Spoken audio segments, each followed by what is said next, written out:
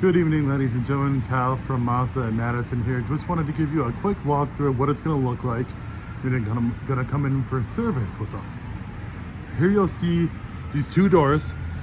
Note the X's on top. Right now we are closed, but look for the one with the green check mark and you'll be able to just drive right on in. Once you are inside, it's going to look a little something like this. Go ahead and pull all the way up to that yellow line over there. As you roll in, you will go over these readers here that will tell you your alignments and tire tread depth. Over here on the left, go ahead and come on in. And this is where we're gonna find our service advisors to get you checked in and get everything rolling for you. And then just a couple short steps away, you will find the customer lounge. Just hang out for a little bit and we will get your car done as quickly as possible.